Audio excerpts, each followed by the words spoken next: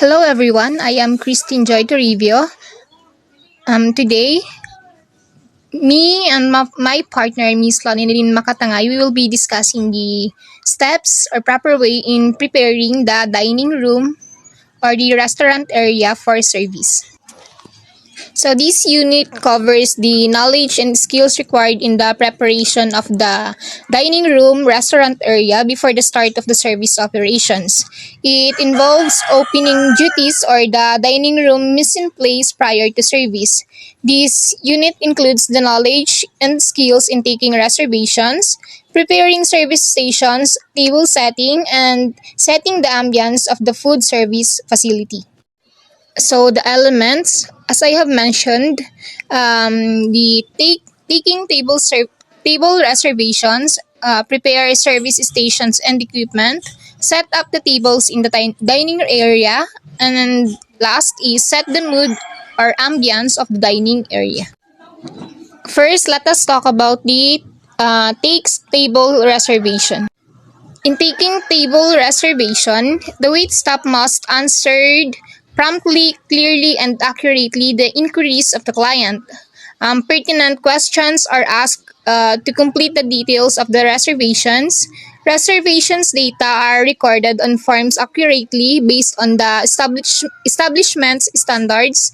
Details of the reservations are repeated back and confirmed with the party making the reservation, and additional information about the food service establishment is provided when necessary. Now, what do you mean by reservation? Reservation is an arrangement to have something, room, table, or sets held for your use at a time. A guaranteed seat brings in more customers and increases revenue. The call ahead setting will be the addition of the main types of reservations. Purpose of reservation. Table reservation is made in advance to have a table available at the restaurant. We have different types of restaurant reservation. First, manual reservation system or MRS. Most probably manually means entering it into the computer, but it is one on the restaurant side. It is not available via the internet or the third party. They may also answer the guest questions, give accurate directions to the restaurant, and provide clear information. Second, online reservation system or ORS.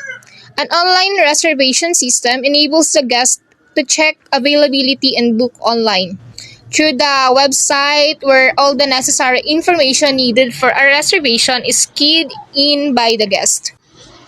The third one is the call ahead setting. It reduces the guest wait time upon arriving at the restaurant. In this type of reservation, the guest calls when they are on their way and sets a specific time when they will arrive. Usually, restaurant will hold a table for 20 to 30 minutes. What are the information needed when taking reservations? First, name of guest, name of the person who will use the reservation, date and time of reservation, number of persons, table preferences, special request, and contact number. In taking table reservation, the telephone etiquette is very important. Phone etiquette is the way you use manners to represent yourself and your business to customers via telephone communication. This includes the way you greet a customer, your body language, tone of voice, word choice, listening skills, and how you close a call. So, what is the importance of telephone etiquette? Proper phone etiquette is important to your company because it usually the first contact point for a customer and represents how your business will treat them in other conversations. Make sure to leave a great lasting impression on every customer who calls your business. Now let us talk about the general rules and etiquette on how to take reservations. First, answer inquiries promptly, clearly, and as accurately as possible. Second, take note of specials and changes in the menu, and make sure to inform guests about them. Third, gather all pertinent information on the reservation from the guest politely and efficiently. Accurately record reservation data on forms based on established standards. Repeat the details of the reservations with the customer. Confirm customer reservations before the arrival. Impart additional information to the guest such as parking conditions and directions to the establishment. Fourth, always be calm and polite when speaking to guests.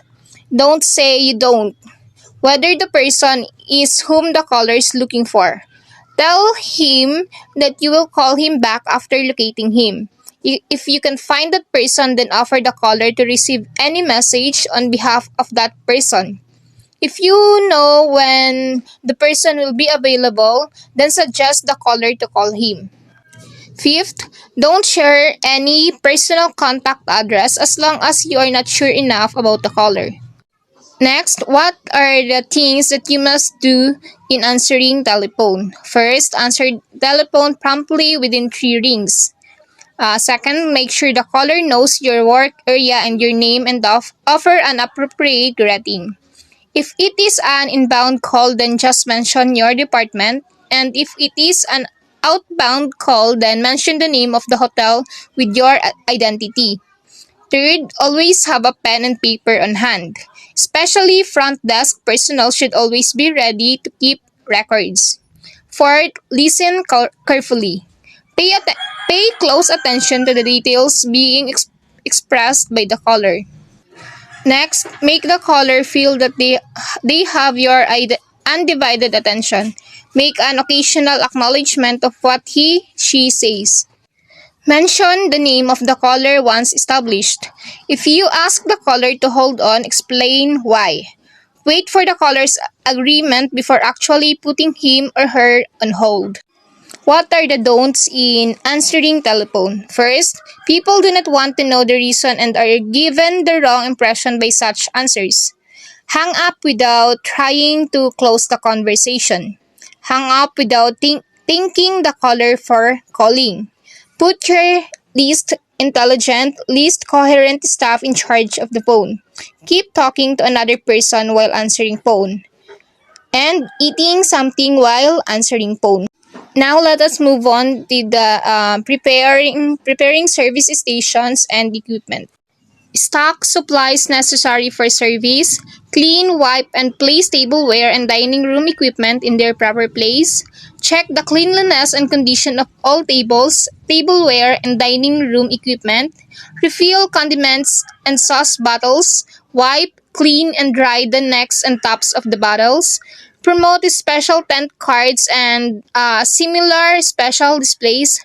Check equipment and prepare for service. So these are the common bar supplies and accessories or the different type of fork. We have for fork for dinner, for fish, dessert or salad, seafood, and snail. In spoons, we have serving spoon, dinner spoon, relish spoon, iced tea spoon, and bouillon spoon.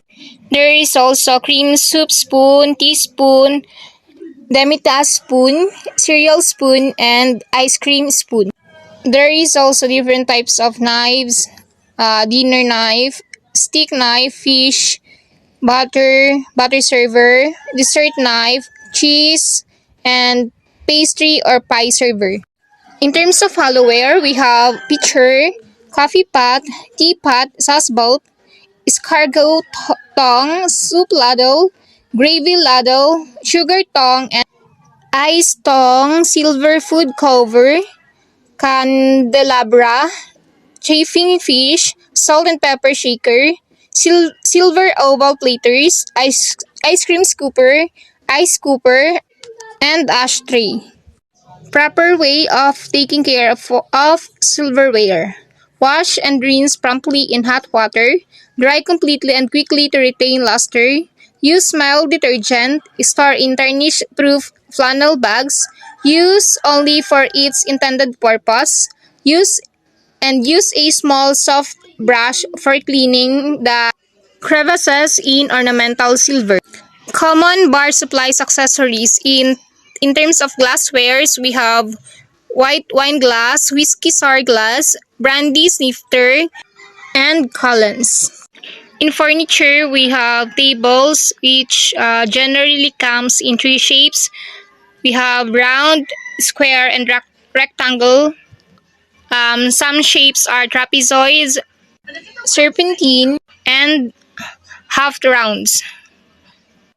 In terms of chairs, the size and shapes of chairs will vary, but all should be sturdy, large enough to seat guests comfortably, and must be clean. Chairs should also be checked for rough edges of legs that can snag on guest clothing. It includes Tiffany straight-backed padded chairs, stacking chairs, folding chairs, cantilevered chairs, and molded chairs. Other furniture include flambe trolley used by restaurants with tableside preparation in French service, or captain prepares dishes in the which cart is positioned beside the guest table. In linens, we have tablecloth, which is used to cover the dining table, and it should be large enough to cover the top as well as a portion of the legs of the table. Table napkin, a piece of cloth used to wipe lips or fingers or to protect our cloth. Top cloth, which is designed to be laid over the tablecloth to protect it from spillage and provide it a longer life. Good afternoon everyone, I am Lonilyn B. Makatangay and I am the second presenter of Group 2. And here is the continuation of Mr. Review's discussion. Under prepare service stations and equipment, we have other items that we can use in preparing service stations, such as salt and vinegar shaker, bill folder, pepper mill, guest caddy, toothpick holder, trays, and menu card. When cleaning, wiping, and polishing tableware, we should do the following. Number 1. Prepare clean and dry wiping clothes. Make sure that the ones intended for wiping utensils or service equipment are separated from those used in wiping hands and wiping tables. Number 2. Dry the flatware and chinaware using a clean dry cloth. Do not dry them in an electric fan as the air that circulates may be carrying dust and dirt. Number 3. Wipe or polish chinawares and glassware on the following step. First, use a sizable polishing cloth, thoroughly wipe and polish all surfaces of plates and glassware. Wipe the rim and make sure that all surfaces are thoroughly dry. Do not leave finger marks on it. Turn to the back of the plate and wipe dry the back surface. Bring the wiping cloth to the inside surfaces of the glass and wipe thoroughly. Wipe the rim and the base. Hands should not leave finger marks on the glassware. Last is, place the cutleries inside the wiping cloth and thoroughly wipe the handle, the blades of the knife, the mouth of the spoon, and the tines of the fork. Mise en place. Mise en place is the French term means everything in place in the food and beverage service operation. It represents the basic preparations before the setup and the services of food and drinks, including gathering and assembling all needed service equipment and supplies, set up a service station, cleaning, polishing chinawares, glasswares, flatwares, and hollowwares. We have 10 sanitation measures during mise en place and setup. First, only clean and sanitize glasses, cutleries, chinawares, and other service equipment shall be set up and to be used for service. Second, equipment should not be exposed to contamination. Keep them in closed drawers or cabinets. Third, all service equipment must be air-dried to protect them from watermarks. Fourth, all glassware, chinawares, and cutlery should be completely dry before placing in the service station. Fifth, When setting cutleries, carry them to the table in a tray or plate underlined with tablecloth to avoid direct hand contact. Sixth, never place cutleries directly on tables or counters. Use tablecloth to cover the table. Seventh, have bowls underlined with appropriate plates and never to be set up or served with a finger touching them. Eighth, never set up or return to the station any cutlery that has fallen on the floor. Ninth, always wash wares within 30 minutes after use. And last is, handle glasses and dinnerware properly, not touching the sensitive surfaces used for eating. Preparing the service station and stacking the sideboard. To maximize the flow of service, it is advisable to install a service cabinet or sideboard or wait station in the restaurant. The shelves must be covered to prevent dust and dirt to get into the tableware.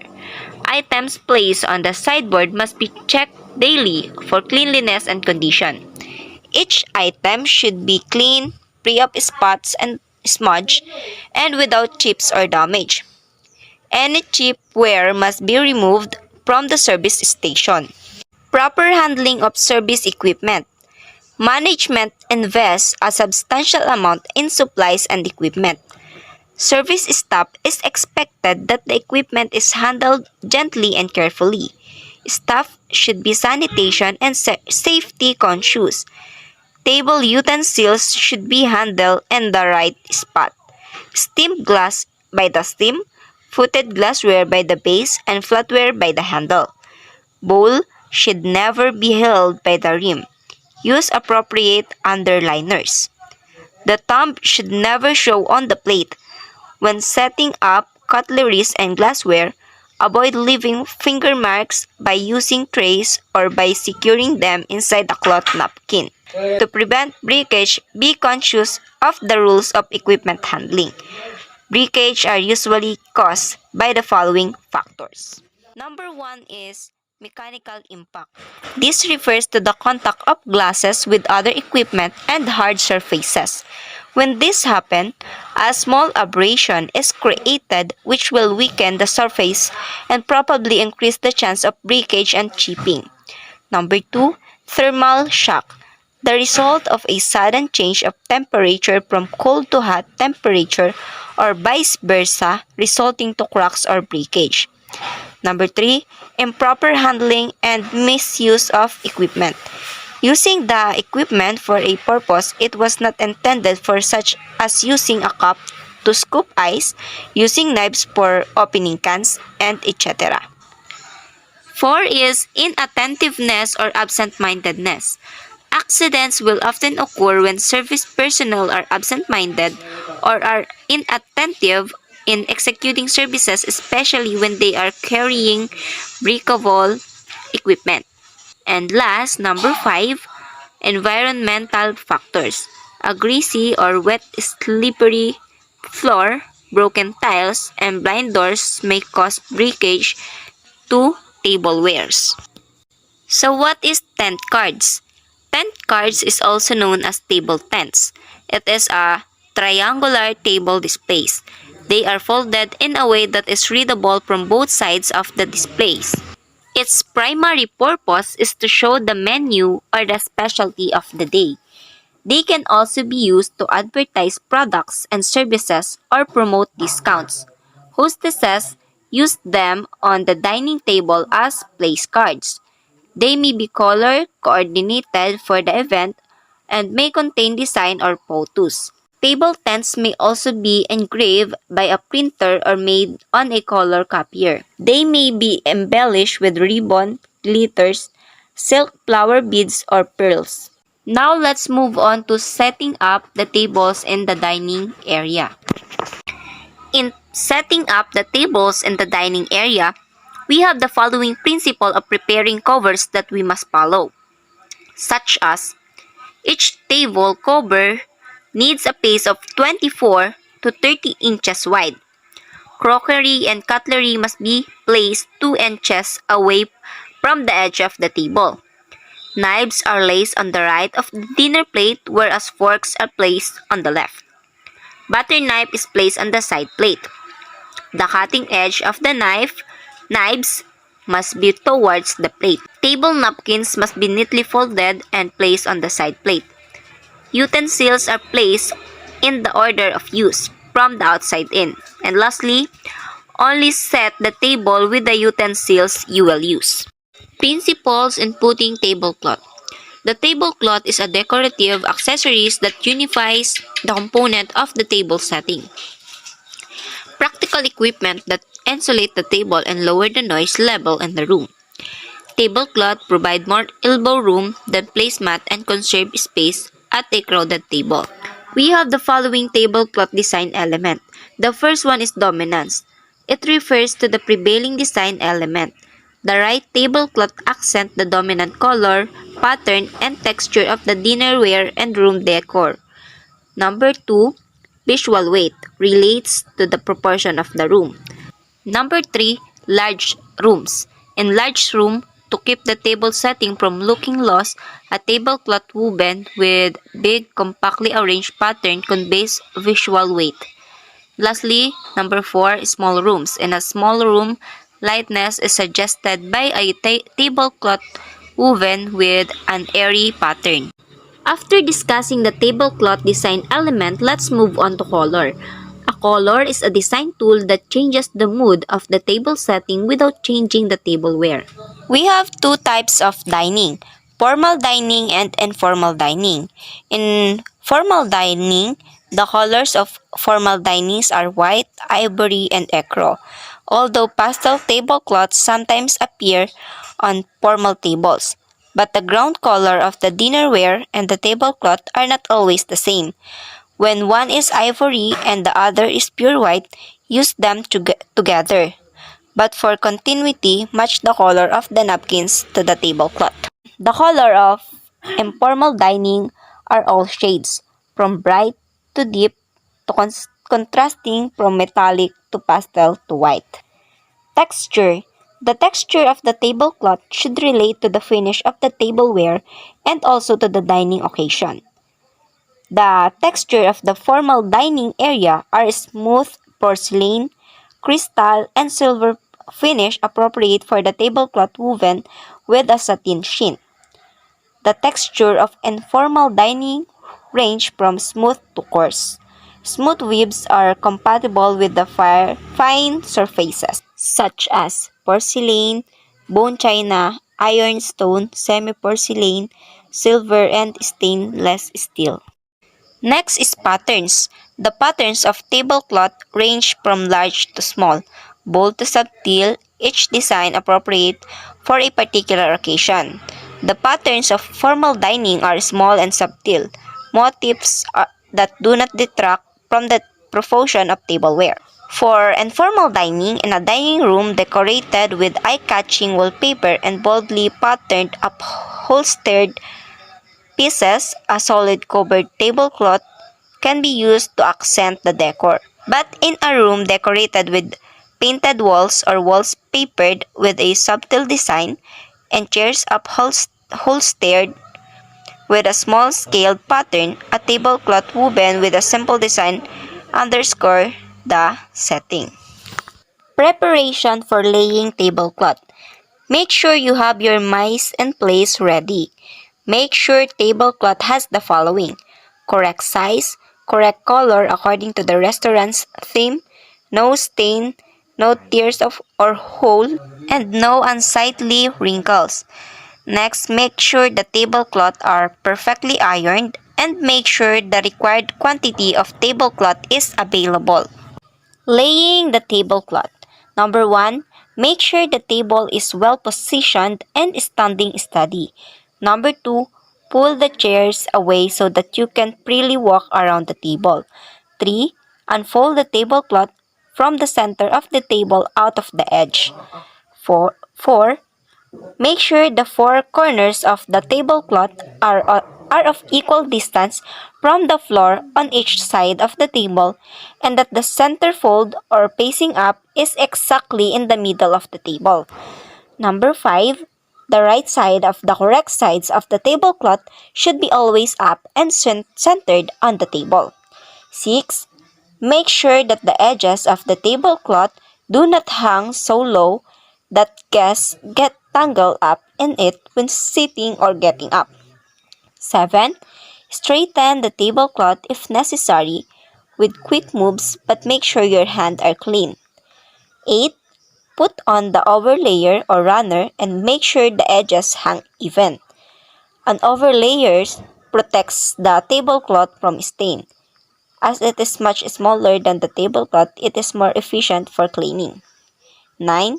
Do not touch the surface of the overlayer. It should be well positioned and straight on the first go. And lastly, if placemat are used, then make sure the pattern is right side up and facing the guest so the words on the placemat can be read by the guests. Different types of table service.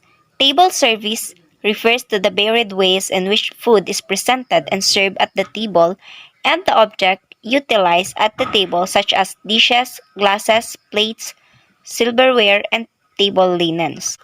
Number 1. American table service.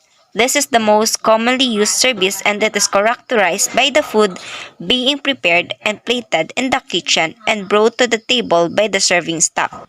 American service is also termed plated service. The service procedure of the American service may vary from formal to casual dining and less formal than French, Russian, or English service. Number 2. Silver table service. Probably the most well-known, considered the most luxurious service, silver service, is most certainly the one service where etiquette plays the greatest part. It commands images of the finest dining linens and silverware, served by the elegantly uniformed waiting staff, with each course served in the proper way and dates and eaten with separate cutlery in a strict order.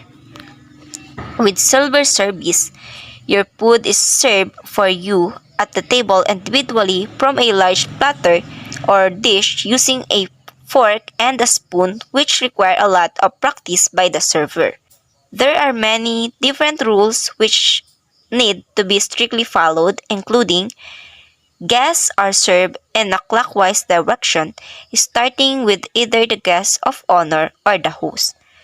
Food is served from the left, however, drinks and meals that have already been plated are served from the right. There is a specific set of crockery and cutlery for each course, and you start from outside and work inwards as you move through the course.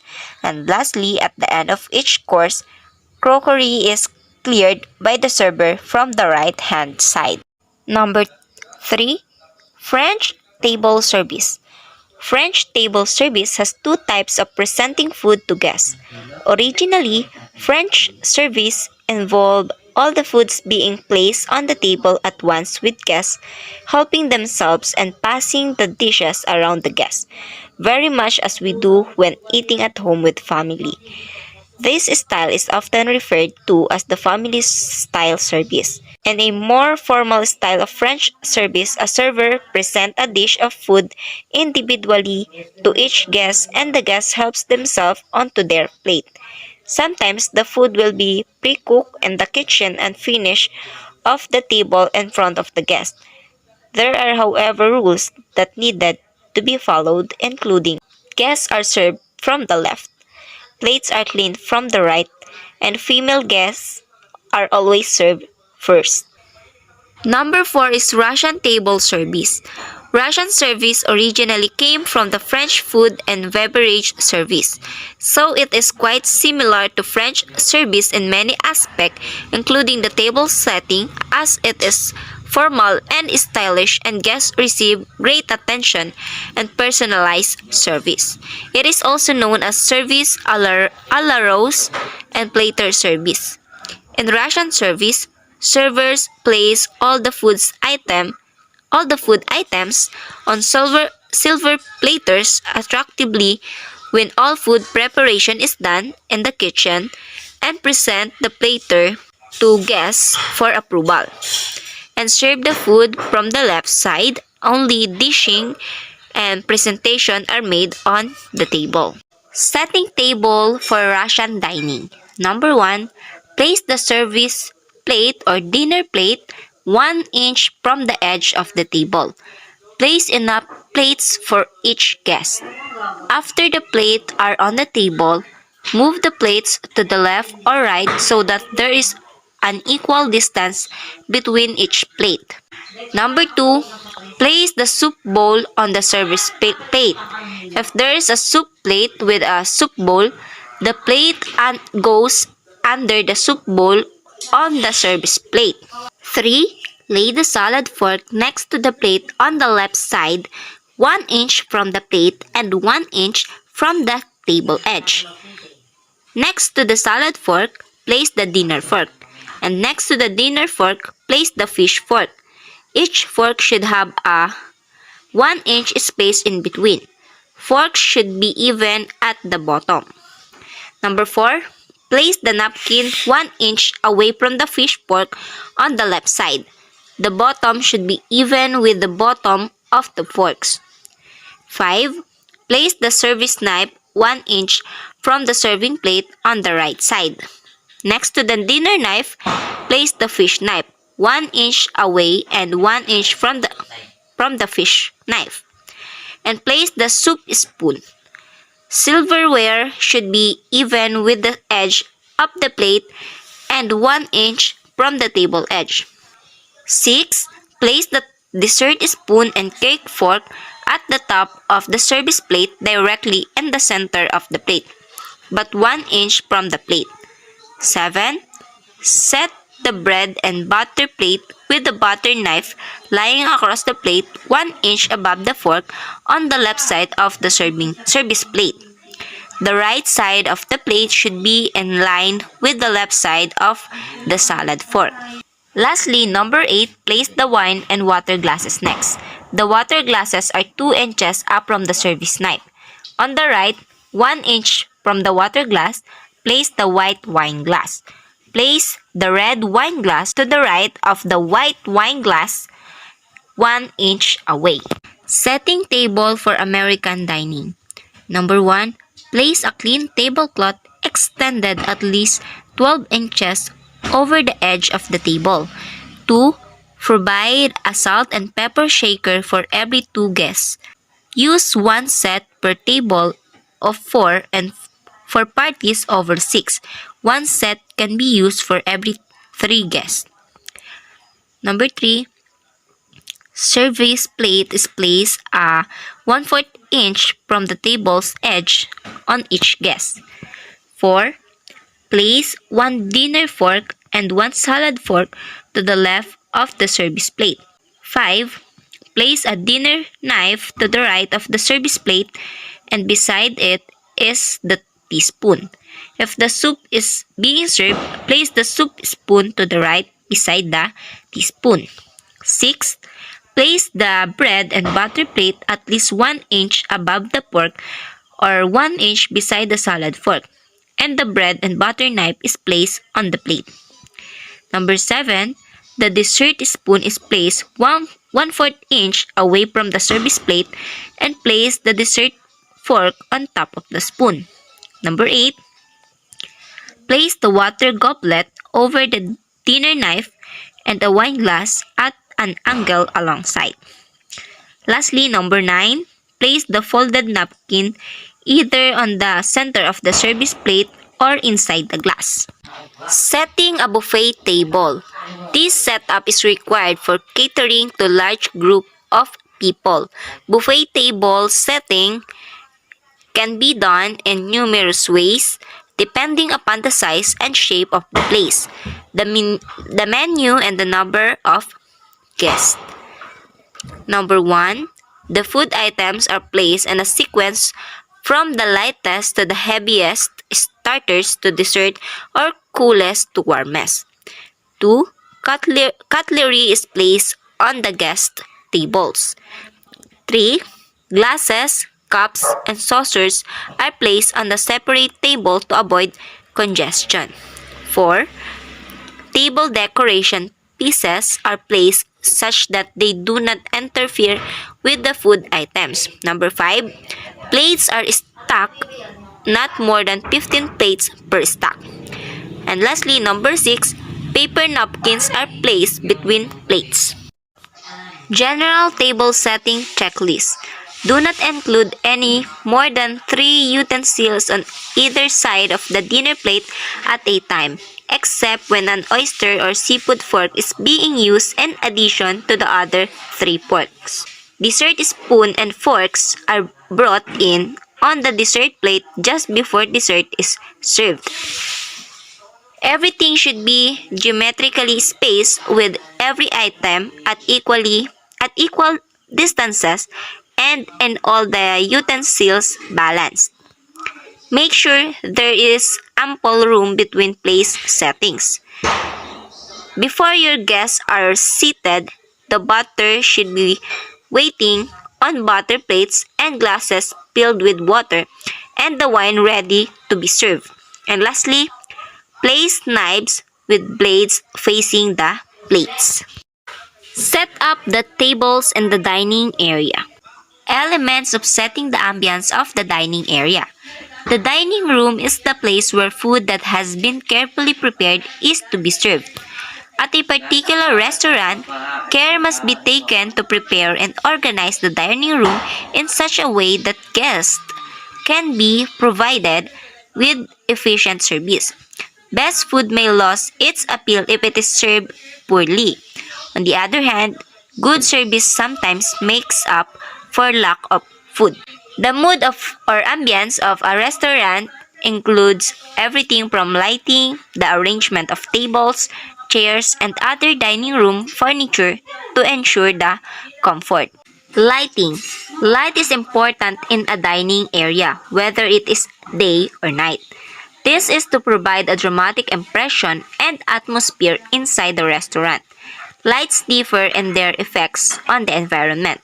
It may be used for lighting to showing the work, call attention, expand or reduce space viewed in the room. As instructions, example, please notice escape and warnings. We have 3 types of lighting in a restaurant. Number 1 is ambient lighting. This refers to the natural before installing additional lighting in a given area or the normal room lights. Number 2, accent lighting. This type of lighting is used to draw the attention and visual interest of the people in a particular area. The blue accent light, for example, serves to attract visual interest to the bar. Lastly, task lighting. It enables your guests and employees to perform functions that may require a more concentrated light source, such as reading a menu or taking the form of overhead lamps, bright fluorescent lights in your kitchen, or a small table lamp on your hostess stand.